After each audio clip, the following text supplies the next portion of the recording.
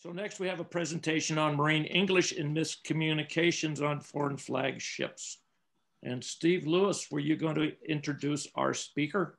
Yes, I will, Mr. Chairman. I see Nicole is on the attendees list, so I'm assuming she's ready to roll. I haven't talked to her yet, but Dr. Nicole Ziegler is Associate Professor of Second Language Studies at the University of Hawaii in Manoa. And her research focuses on how people learn second languages, how technology and task-supported approaches can facilitate language development.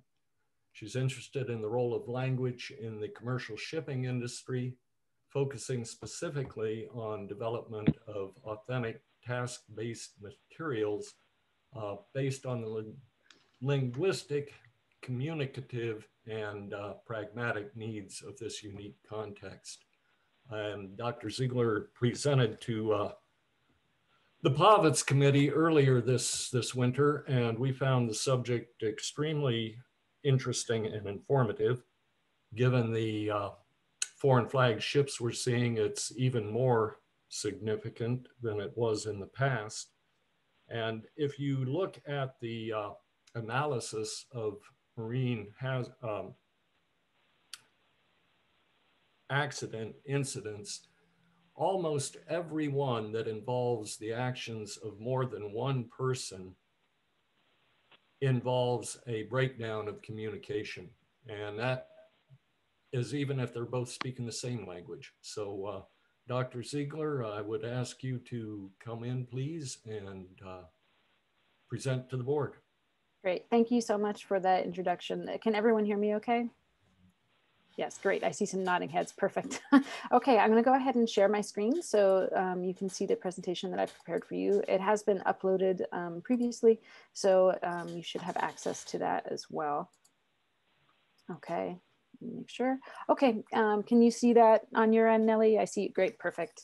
Okay, thank you so much for having me today. I appreciate that. And it's my pleasure to talk to you about this very timely and what continues to be a relevant and growing area of interest. So as Steve mentioned, you know, most of our crews now are multilinguistic and multicultural. In fact, the majority of the shipping industry has crews that don't speak the same language. So it's very unlikely that the common language on board will be the native language of the crew. So this accounts for a lot of miscommunication or potential miscommunication, as Steve mentioned. You know, human element is a critical feature in all aspects of ship operation, and it's found to be the cause of over 90% of incidents and accidents overall. So it's a pretty significant area. Today, I'm going to focus on an incident that many of you are likely familiar with, the Casco-Busan elision down in San Francisco, and looking at that from a linguistic perspective to kind of tease apart maybe what are some of the things that are going on. It isn't just as simple as a lack of English proficiency, it's more complicated than that. And so that's one of the things that I want to talk to you all about today. So these sources of miscommunication are wide and varied, and miscommunication continues to be a substantial issue here in incidents at sea. It's not just linguistic failures where someone maybe doesn't have the right vocabulary or doesn't know how to communicate in terms of grammar or structure. There's also cultural and pragmatic differences as well. And so that's one of the things I'll be focusing on today. There's also a lack of standardization in the language and a clear format. And this is a problem for both native English speaking mariners as well as non-native speaking mariners. So what tends to happen, or what can happen, is people have different expectations about what their communication should look like. And so a native English speaking mariner may think they're being helpful by using what we would call plain language or plain English, when in fact it's actually creating more miscommunication opportunities. So a wide range of sources of miscommunication. I'm sure many of you are familiar with all of the things that are going on board vessels. You know, there's social factors, fatigue, pressure, environmental factors, and cognitive factors. And the cognitive load is something that is very important from a linguistic perspective. And it's essentially the idea that, you know, our brains are limited in what we can handle in terms of processing information, reacting to that information in a timely and efficient manner. And of course, when there's high stress or even panic in these situations, it can lead to a lot of complications. We often fall apart. We've all maybe had an experience where we've been in a high stress situation where it was more difficult to make decisions or to react quickly. And so this is a significant factor in miscommunication. And when you add in the language abilities, when someone is speaking in a second language and you have this high cognitive load where there's important decisions, high stakes situation, high stress, then their language abilities often degrade. Right? They often fall apart a little bit. So when we have varying linguistic abilities of crew, this can be a complicating factor. So one of the other areas that's a source of miscommunication is pragmatics. It's something that I'm sure intuitively many of you are familiar with, although maybe you haven't heard this exact term before. It's essentially the way we use language. So it's meaning in use, meaning in context. And it's, you know, the difference of being polite or impolite, that speaker intention of what they're saying, and then the interpretation from the hearer. So it's about the abstract meaning and the contextual meaning and what that utterance actually means. So an example of this is politeness, being indirect, mitigating a request, you know, saying something like, oh, could you open the window, please, instead of, you know, open the window. And the illocutionary force. So illocutionary force is a linguistic term, and it's the idea that there's an underlying intent to many of the things we say, although we might not be directly saying it. So for example, perhaps, you know, someone would like a window open, but instead of asking for the window to be open, they might say, oh gosh, it's really warm in here. We've had such warm weather recently, to draw someone else's attention to potentially opening that window. So how this fits in is there's a lot of factors that can affect politeness, illocutionary force, mitigation, how we interact with one another. And one of the factors that plays an important role in how speakers make decisions about what they say and to whom they say it are cultural differences. And these are differences in how we assign power, distance, how we decide to interact with someone depending on who they are to us. So our relationship to the person we're interacting with plays an important role in what we decide to say or what we decide not to say, as we'll see is the case in the Casco-Busan. Particularly, we're going to be focusing on Chinese politeness behavior and attitudes in Chinese culture. This played an important role in the Casco-Busan, as well as in other incidents that we've seen in NTSB analyses. So research has demonstrated that within Chinese politeness strategies, ranking hierarchy is the most important factor considered by many native Chinese speakers. It's more important than you know, gender or relationships. It's that ranking hierarchy that is the most important driving factor. It is who decides to make final decisions, who initiates conversations, is all determined by that hierarchy. So let's look at an example from the Casco-Busan. So again, I'm sure many of you are familiar with this particular incident. Of course, it was very unfortunate. We did have some very interesting analyses. So my work here today is based on the NTSB transcripts of the conversations between the pilot, the master and crew, and the pilot and the BTS, which we will lesser address today. The pilot, of course, was a native English speaker, and then the master and crew were native speakers of Mandarin Chinese. And so just in case you're not familiar with this incident, I have a brief summary here. And what we'll be talking about today is, even though there's many situational and human elements that played a role in this accident, for example, the heavy fog, the crew's general lack of experience with the instrumentation on board this particular vessel, the NTSB report revealed that miscommunication between the pilot and the captain was a key factor in the collision. So the following excerpts are taken from conversations that took place between the pilot, the captain, and the crew. And these conversations took place on the bridge of the vessel after the ship was already underway. So prior to the excerpt I'm going to show you on the next slide, the pilot had been providing instructions to the crew on where to steer the ship, had been seeking to clarify this hard to read radar system on board. He also was attempting to clarify and confirm that a lookout had been placed at the bow because of the poor visibility due to fog. Okay, so here in this example, we have the pilot, Coda, repeatedly seeking to clarify some unfamiliar marks on this electronic chart. And he's working with Captain Sun before he sets his course to leave the bay. So in this excerpt, the marks refer to what are these unfamiliar red triangles on the electronic chart.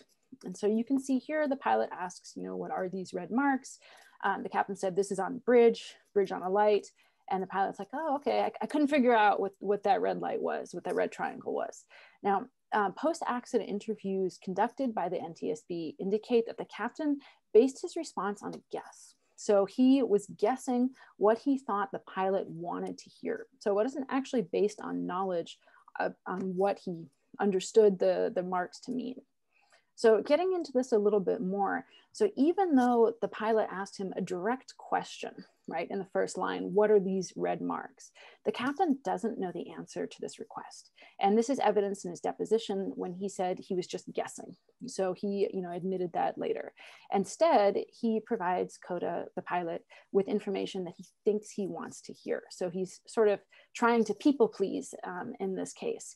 He's providing a guess-based response rather than admitting his lack of knowledge or contradicting the pilot. So he's attempting to save face. So he's trying to, make sure he doesn't look bad, and he doesn't want to make the pilot look bad either. And he's also trying to maintain sort of his beliefs in terms of politeness strategies and that perceived social and power role between the captain and the pilot. So we know from research that, when we're speaking with other people, we speak differently depending on who we're talking to, if they're social equals or if their status is higher or lower in a given situation. So in this case, these beliefs may have played a very substantial role in the lack of information that was given to the pilot to help clarify what they were actually looking at on that chart. So if we get into this a little bit more, the captain is really seeking to just support information that he thinks the pilot already knows. In his interviews, he states that he assumed the pilot already knew what the symbols meant. And so he was just trying to essentially be supportive, adhering to that traditional hierarchy in which the pilot is his superior. He believes that he's the expert, so he should know what's going on. So rather than provide the pilot with accurate, truthful information, the captain is seeking to provide polite, non-face threatening answer that supports the information he thinks the pilot already has. So even though the captain is ultimately responsible for the well-being of the ship and the voyage, he's deferring to the pilot due to this perceived higher social status. He doesn't want to contradict him, so he forms his response based on what he believes he wants to hear. So this idea of these cultural norms that we sort of touched on a little earlier, that this is support provided, even though, maybe other folks might not agree with it, lower ranking participants. In this case, the third mate actually did know what the chart meant, but didn't speak up, and nor did anyone ask him. And so this entire incident potentially could have been averted if there was more willingness to step over these perceived social and power hierarchies. Okay, so this is we're going to look at another example here of indirectness. And this is now turning to the native speaker. So focusing first on Captain Sun and what his beliefs were coming from, a Chinese background, a Chinese culture, and now looking at the pilot. So indirectness here, looking at that same expert, I couldn't figure out what the red light was, the red triangle was. So here at Pilot Coda, he's really indirectly inviting for more information regarding these unknown red triangles. So he's kind of hinting that he doesn't really understand what they are, right? And so many native English speakers would have picked up on this perhaps and provided additional clarification. So the pilot is maybe seeking to, help the captain save face, and also save face himself for maybe not knowing what he's looking at, maybe trying to build rapport with the captain as well by mitigating that higher status, involving the captain's decision-making, but the captain doesn't respond to it. So he doesn't take the bait, so to speak. And in the post-accident interviews, he admits he noticed the request, but he didn't want to make the pilot feel unwelcome or uncomfortable. So he didn't get involved with a discussion in terms of plans for the outbound voyage. So this hesitancy to engage the pilot suggests again that his cultural beliefs were playing a role in what he was doing, but also the pilot didn't pick up on that. So the pilot's lack of understanding about these potential issues from a Chinese speaker background. So we have a missed opportunity to resolving this miscommunication here. So here's another example. This is only 7 minutes after the previous excerpt, and this is following some contact by VTS. So in this example, VTS could see the trajectory that the ship was on, reached out and kind of was just, are you guys still planning on the same route? And they said yes, and again, another missed opportunity to avoid this elision. So in this case, the pilot is referring again to the electronic chart as he requests confirmation from the captain. So, you know, he's saying, this is the center of the bridge, right? Directly asking the captain to provide confirmation of their earlier discussion. So regarding the meaning of those red triangles, specifically whether the red triangles represented the center of the span, because that's where he believed they were headed. So the captain doesn't know what the red marks on the chart mean. He can't effectively provide that confirmation. So instead, in an effort to prevent losing face in front of his superior, who he believes is the captain, the hierarchy, as well as his subordinates, so the other members of the crew, he simply acknowledges the pilot's remark. Oh, yeah. You know, the captain's response demonstrates his desire to provide, again, this information he thinks the pilot wants to hear, while still maintaining that all-important, you know, social and power structure.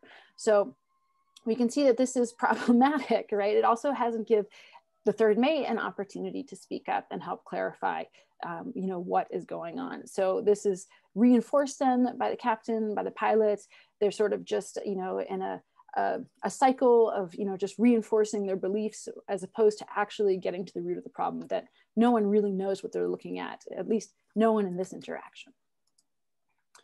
So of course we know what happens, or not too long after that, they alighted with the bridge because in fact those red triangles were marking not the center of the span, but one of the supports. So potentially could that have been avoided? There's many opportunities where that could have gone a different way. Unfortunately, similar kinds of pragmatic failures are not uncommon. This is another example. You all might be familiar with MV Brightfield, which alighted with the New Orleans Riverwalk. There's a great video actually on YouTube of someone who was just eating there in a restaurant and you know, was able to film the Brightfield just you know, coming in at a pretty high rate of speed and just completely, you know, crashing into the Riverwalk there. And this is a very similar pattern. The Chinese captain failed to provide important information to the pilot. Specifically, and again, this is according to NTSB interviews afterwards, he didn't want to offend or disappoint the pilot. So he thought he was providing information the pilot wanted to know as opposed to the actual truthful information. And in this case, there was, you know, catastrophic engine failure, substantial issues. The Brightfield wasn't able to go into reverse. So as it came in, it just kept going forward. And so, you know, the pilot was not able to maneuver the ship correctly or appropriately because it was completely unknown to him that the vessel was experiencing substantial engine issues. So again, we see an example of where perhaps the linguistic aspects are not failing. They're communicating, they're understanding each other, but the pragmatics are failing. The way they're using the language is not efficient and is leaving out a lot of very important information. So there have been steps, of course, taken within the field to address these language-related communications, or miscommunications, I should say. For the most part, these have focused on grammar and vocabulary. So an example of this is the standard marine communication phrases, which again, many of you I'm sure are familiar with. It's a prescriptive phraseology. It has reduced grammar, complexity, reduced syntax, reduced vocabulary. It's meant to be easier to acquire, easier to understand, thought to be a safety language that's meant to reduce misunderstandings. And one of the driving forces behind this are that over 80% of all ships are crewed by multilingual personnel. They are deemed to have a lack of proficiency in maritime English. So I think that's an important thing, particularly for this group to consider, is that we don't have standardized teaching in what maritime English is, but what we do know is that 80% of the mariners who are out there on these mixed, multilingual, multicultural crews have been deemed to be lacking proficiency. So this is certainly a problem worth looking at a little bit more.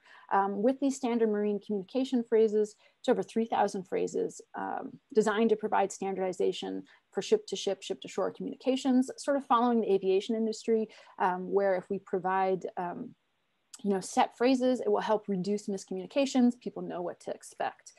However, imagine, I suspect, I can see how these can also cause, they can be the source of miscommunication, even though they're meant to mitigate this miscommunication.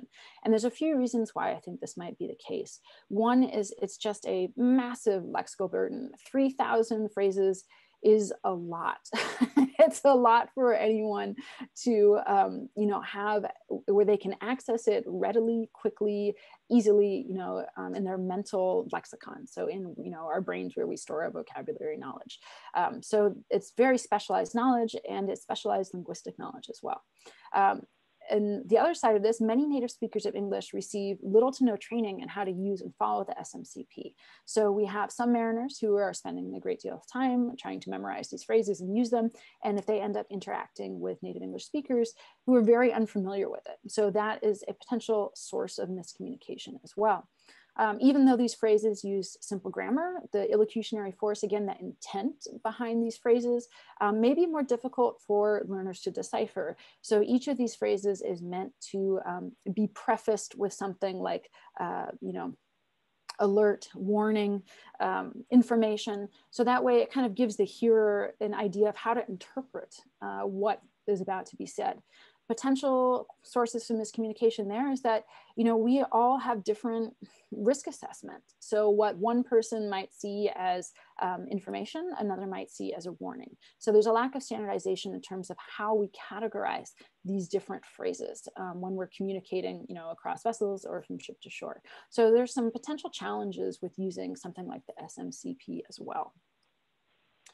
There are parallels, of course, in aviation research. So aviation research has received much more attention from my field as a linguist. A number of reasons for that. Of course, there's quite a bit of funding, and then there's the loss of life potential. And there's been a few high-profile accidents that were caused by miscommunication.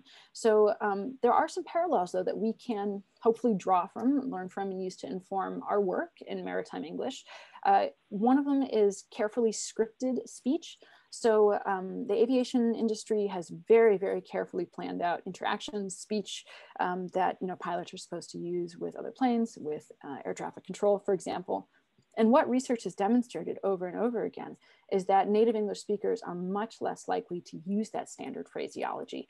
They often have insufficient training in when and how to use it. And they also aren't necessarily able to use it efficiently and sufficiently with other speakers. Non-native speakers found this very frustrating when American pilots in particular would use plain English. It ended up being more confusing, right? The native speakers were trying to use small talk, casual conversation, build some rapport, but that ended up being very confusing for the non-native English speaking pilots and aviation crew. So, when we have that cognitive overload that we talked about earlier, this structure, the standard phraseology provides learners with a familiar framework to fall back on in instances of high pressure or high stakes communication. So when we have overly wordy reports or small talk or casual conversation, it can mask the urgency of the situation as well as confuse the hearer of what the speaker is trying to tell them. So, we know that as information increases, then of course, the chance for problematic miscommunication also increases. And so that's something that we can keep in mind as well from a maritime perspective. So implications of this, we have some steps that have been taken in our field to contribute to improving miscommunication, but maybe they can also be sources of it, such as the SMCPs. There's a number of socio-pragmatic factors that are likely playing a very substantial role that aren't receiving very much attention from maritime training facilities or even on the native speaker side. So hearers may not react appropriately to what the speaker is saying, potentially leading to miscommunications and incidents or accidents. So there's a lot of opportunities for these mismatches to occur. So what are some solutions, right? Now that we know what the problem is, how do we fix it? One of the things that I'm working on and that I'm very interested in is this need for further investigation. So we need to look into this more and figure out what are these sources of miscommunication, how can we figure out what types of pragmatics instruction we can provide to both native and non-native English speakers. So research in my field demonstrates that pragmatics instruction is necessary and it's very effective. So we can teach people how to recognize and how to mitigate these potential miscommunications due to cultural and pragmatic sources. So pragmatics awareness raising to improve this type of intercultural communication, and a practice for junior mariners to support these linguistic and pragmatic developments.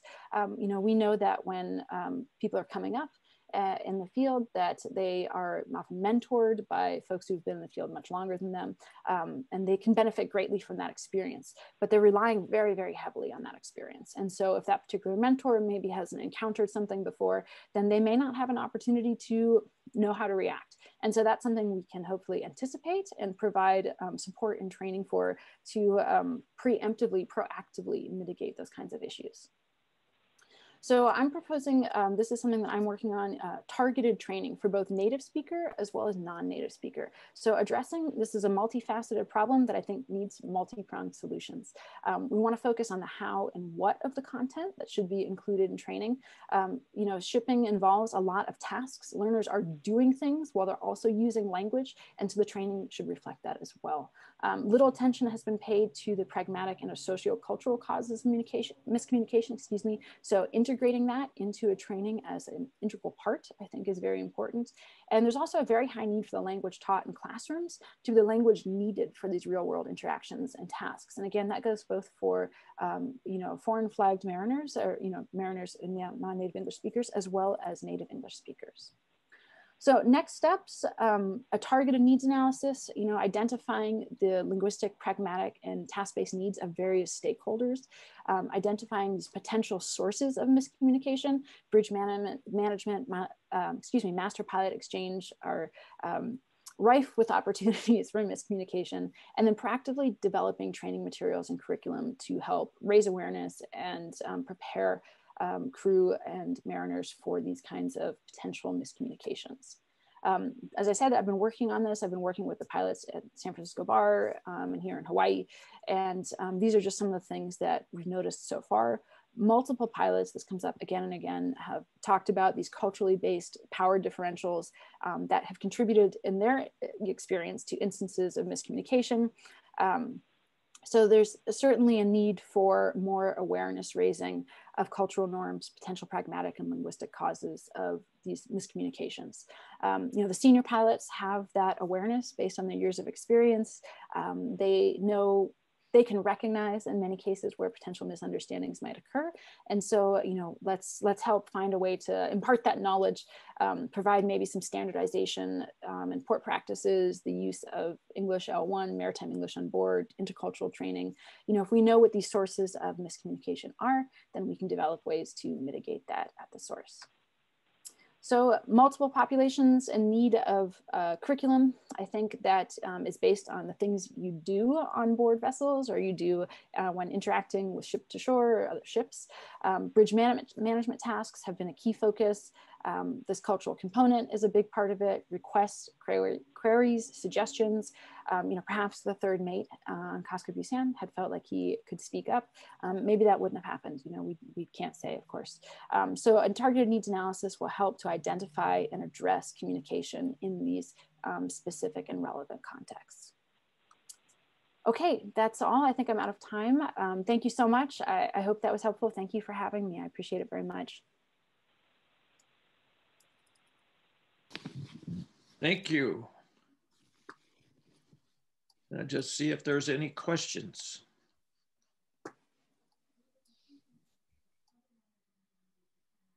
I don't see any. Jim Herbert has Herbert's up.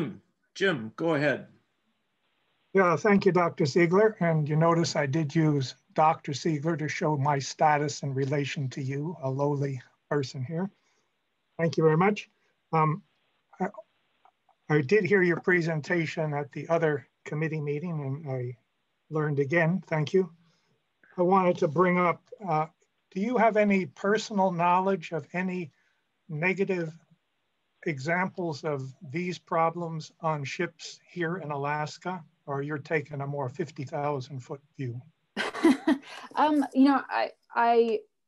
the experience that I have is from, working with Gordon Turpinning, who, many of you know. And so based on, I know those things happen. So based on his experience, and of course, he's a retired pilot now, but he certainly has many personal anecdotes about these kinds of miscommunications happening, when he was working in and out of Dutch.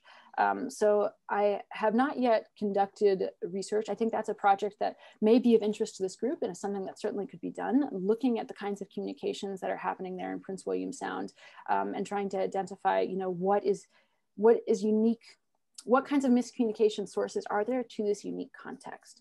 And so given the high rate of miscommunication and the high rate of multicultural, multilinguistic crews worldwide, 80, 90%, I would be surprised if these same sorts of things aren't happening in Alaskan ports and waters, just because of the high probability of who is on board vessels, these multi-linguistic crews, where they're almost certainly not speaking their native language. I hope that answers your question. So I suspect, but don't have evidence yet, but I imagine it's something that is occurring. My father-in-law was one of the founders of SWAPA, and many a time he related primarily with Asian officers that there were troubles, and he learned to roll that into his bridge watch. And that's something I'm sorry. I was just going to say here, talking with the pilots. So essentially every group of pilots that I have ever spent time talking with or interviewing has mentioned something similar. It's can be a particular challenge, the lack of directness and the emphasis on hierarchy from, mariners with an East Asian background. So that is something that I hear again and again and encounter over and over with pilots and their experience. And that's both with Alaska pilots, talking to other pilots, casually, Pete Gray, for example, as well as pilots here in Hawaii and then pilots in California. Another aspect is we don't really have to take this to the international scene to know that I speak a lot differently than people from down in the Gulf, and we've got different language we use. And once we work together, we learn each other's accents and vernacular, if you will, but miscommunication can happen right within our country. Absolutely. And I'll be very curious if there was any of that going on with this elision in Port Valdez. Yes, and absolutely. Maybe just a last comment. Over the years, I participated in some student exchanges, and I've been to Japan. And what I found, and I'm not trying to be stereotyping anybody, but many times folks that I interacted with were very good at reading English and could potentially even write well, but their accents were very difficult and their oral skills were very different. Yes. And some of that may be because they're being taught by non-English speakers who seem to be the best role model when the kid's in class or person's in class, but when they get in the real world, it becomes a very different situation.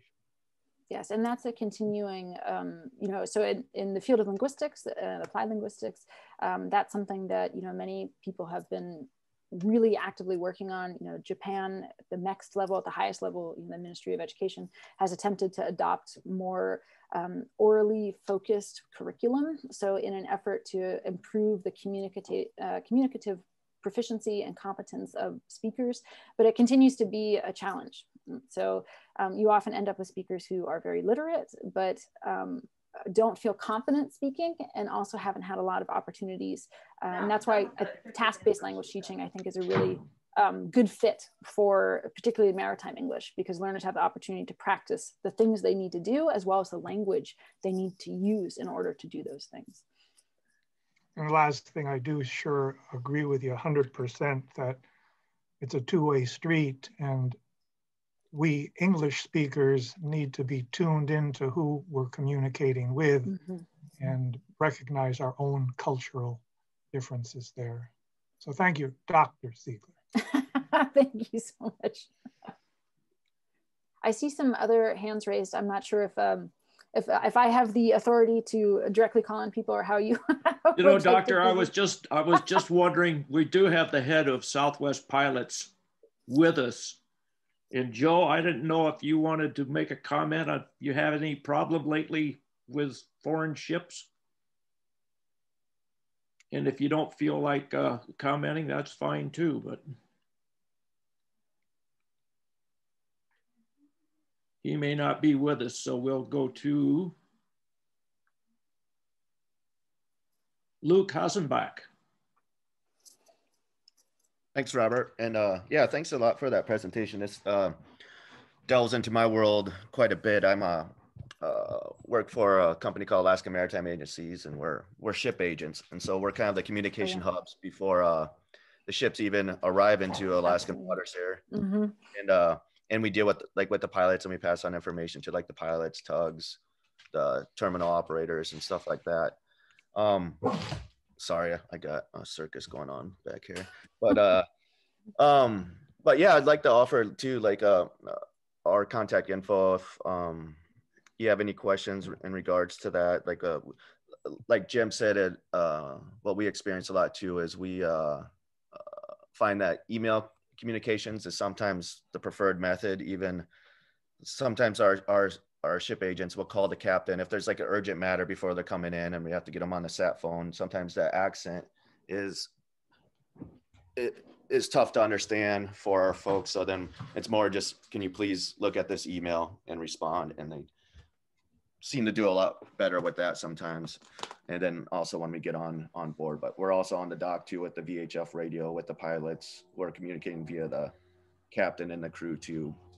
And like a lot of times it's their common language or their native language that they're speaking their crew to. But no, I just really appreciated this, and I'm gonna, if I can, share this to my staff as well. I think Jennifer says we have access to that. Yeah. But yeah. And I'm happy, Luke, if you'd like me to, speak with you all, with your staff, and to, talk in more detail, I'm, more than happy to do that. I think my email is probably available, and that goes for anyone. And, I'm happy to talk more about this. I understand that I'm an outsider in the maritime field, but this is something that's tremendously important to me personally. With we commercial fish in Bristol Bay in the summer, and my father-in-law is retired ship's pilot, and it just seems the more and more I talk to people, the need is very clear. And as Jim was mentioning earlier, it isn't just necessarily non-native and native English speakers. Sometimes there's miscommunication across different dialects, different accents, and there's also various ways that from our field, we've found that pronunciation training and intelligibility training can also help native speakers to better understand the accents of different people that they're working with. So there's a variety of potential ways to help mitigate some of these challenges. Yeah, thank you so much for bringing that up, Luke. Yeah, that'd be great, because I guess our important part, like say for like a tanker coming up Cook Inlet, is especially in the wintertime, we have Cook Inlet ice winter operating guidelines and stuff like that. So I mean, a big part of our thing is just making sure that we pass on all these checklists and understanding what the guidelines are, and that they got a full understanding. But yeah, communication is key in all that. So no, absolutely. Thanks a lot. And Cottrell. Hi, thank you. Great presentation. And, what I really pulled a lot from it, not necessarily from Maritime, but I work for Alaska Native Corporation. And so we have a lot of cultural value differences and communication styles that we work through. So some of the things that we started doing, recognizing that there was differences in communication styles, was like every time we start a new project, it's basically coming up with common phrases. So what does a final draft mean? To someone, a final draft might be all the ideas are in there, but someone else, it might be it's ready to go, ready to present. So we started implementing common phrases, which I think kind of touches in with the universal maritime language, so that everyone's on the same page and is using, we're all familiar, we all know how to speak English, but we need the exact word, and what does this exact word when we use it means, because sometimes we use phrases kind of more lightly than someone might be taking it more seriously. So I really appreciate the presentation, and it helps me reflect a little bit on how I speak and how I'm using my words. Because I know that sometimes if I were to, as a native English speaker, if I were to think using basic plain English, I think of using it with my niece and nephew, 3 and 4 years old. I say, stop, go left, go right, where it might be, if I were to use that with some of my professional peers, it might come across as if I was maybe insulting their intelligence or you know, kind of like being very commanding, when in reality, we're just trying to we need to be able to come together and get the message across very clearly. So I really appreciate this presentation and the perspective. Thank you so much, Ben. Those are, great points. And, language is complicated. And, especially when adults are working together and there are, egos involved, as well as high stakes, situations. And there's a lot of things to consider as speakers and, as the hearers. And I really appreciate you, bringing up that great example of how, even though everyone's speaking English, there's still opportunities for miscommunication. Thank you so much for sharing that. I appreciate that. Thanks, Ben. Natalie, let's see. Natalie Novak.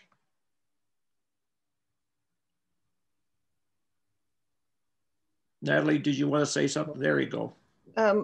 Yes, I have a background where I've worked for many, many decades as an interpreter. So that is always my solution when people don't really understand each other. But one experience I had before joining Prince William Sound RCAC was with an international organization focusing on the Arctic and the North. And besides the languages, every time we were meeting, we had interpreters, we realized after just a few years that the cultural component was just as important, because we were ranging from Finland to China to Russia and so on and so forth. So what we did was publish a little brochure that had for each one of our regions, because we were not by country, but by region, the main cultural differences. And that was written by the people of the region so that we would avoid stereotyping people. And then we had it translated in 4 or 5 languages and made it mandatory for the people who were sitting in those meetings or conferences that they would be familiar with the contents of the booklet, so they would not miscommunicate or offend anybody. So I'm wondering if something like that could work also together with better language, training, also a cultural training. Yeah, thank you, Natalie. I don't know if you can see video. I was enthusiastically nodding my head while you were talking. Yeah, I think that's a great example of, of a really great solution that you all found to recognize that this pragmatic component is critical to successful communication. It isn't just about the words we say, it's how we say those words and how we use that language. So what you're describing is absolutely something that could be created. So there's a wide variety of research in linguistics in my area, looking at sort of different cultural backgrounds, looking at common differences across cultures, especially in terms of requests and direction. So certainly something like that. I think a needs analysis looking specifically at the type of foreign flag vessels coming into Prince William Sound to identify which languages, which cultural backgrounds are most relevant. It sounds like it's essentially what your group did as well, looking at what was most important to this context and to this community. And so I think absolutely that's something that could be created with some research and some evidence to make something that could be useful and beneficial for folks. Absolutely. Thank you for sharing that. It's a great example. Thank you, Natalie. Donna, moving on. Go ahead.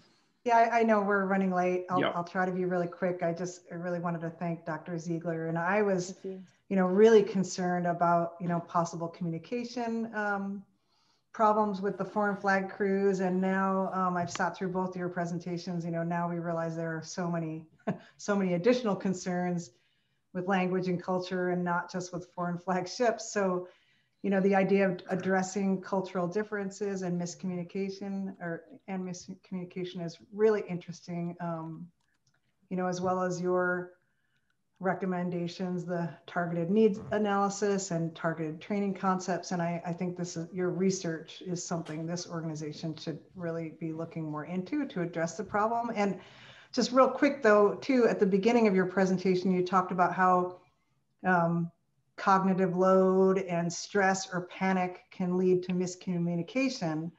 And you weren't here yesterday, but we talked quite a bit about an incident, an collision between a tug and a tanker that it seems like very well may fall under the category of cognitive load and stress and panic, but maybe not so much the communication, miscommunication piece.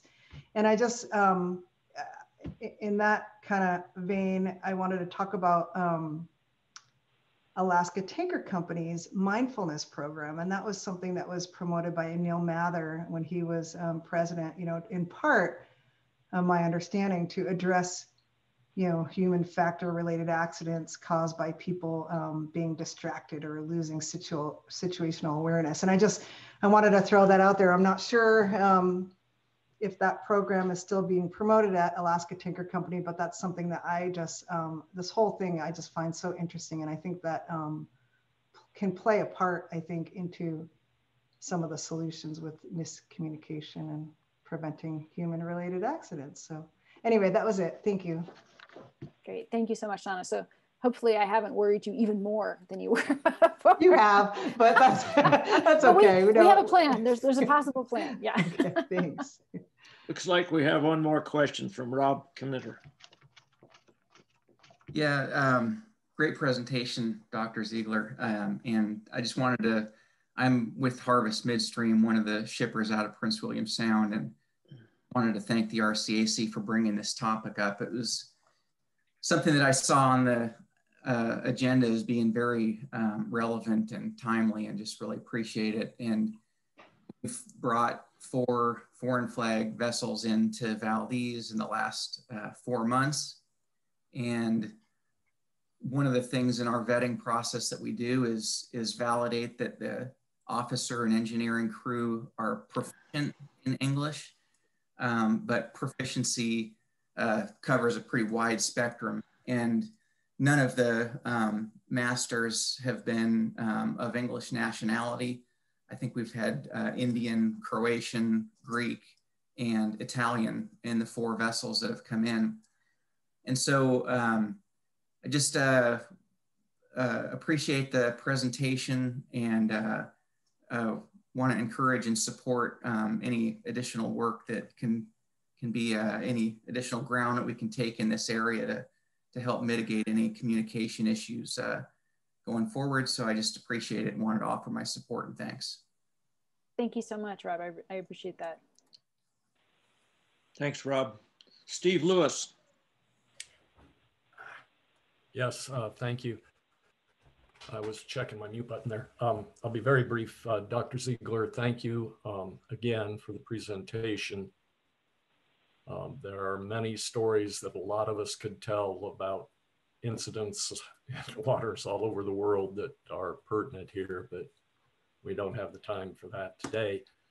I do want to say that this is a topic that the committee will continue to work on to see if there's a way forward for the organization in promoting some solutions to this that are pertinent to our role in the tanker traffic here in the Sound, and potentially for use statewide in the foreign trade and our national trade. A lot of my stories revolve around people speaking the same language who still didn't communicate. So with that, I'll say thank you very much and let it go. And back to you, Mr. Chairman. Thank you, Steve. Chris Merton. Yeah, thank you, Robert. And thanks, Dr. Ziegler. And I just wanted to point out and answer Donna's question. Yes, we are still doing mindfulness training on board, and this is a big part of it. Focused awareness and emotional intelligence and cultural awareness and who you're dealing with. And there was a lot of conversation about kind of ships dealing with an external interface, whether it's a pilot or coming into different ports, but it's also on board the ship. We are U.S. flag ships, but we do have a lot of sailors that are English as a second language, whether it be Asian cultures or African, Central South American, and all those things can come into play. And it's huge from safety meetings and toolbox meetings when people may see something but not feel empowered to step up and point it out because, they're not the chief engineer or they're not the captain, so it's not my job, and I'll just do as I'm told. And we've really tried to do a lot of work in that regard and empowering people and empowering the leaders to recognize that might be a cultural thing. So not wait for a push from that person, but go ahead and pull and say to that person, do you have any concerns? Or maybe not in the group when people don't want to speak in a group setting. So, appreciate the presentation. I think it was spot on. And so thank you.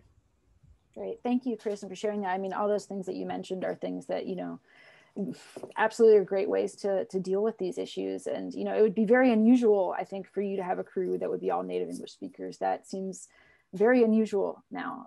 Crews are very mixed, and all of those problems that you mentioned, are ones that need to be addressed to prevent these kinds of things from happening. It's really interesting and heartening to hear about the steps that ATC has taken. And I'd love to talk to you more about your mindfulness program. I'd love to hear more about that. Yeah, sure. Anytime. Chris, it's good to hear that mindfulness program that Anil initiated and worked so hard on with the ATC is still going fine. So wonderful. Yep. Thank you, Robert. You bet. Well, Dr. Ziegler, I see no further hands up. It looks like you may be free to go. We've stunned them into silence. Thanks so much for your presentation. Thank you. It was the second time I've been enlightened by your words. And say hello to Gordon. I will do. And thank you. Very good. Thank you so much for having me, everyone. And I hope to have an opportunity to talk to you all more about next possible steps. Thank you so much.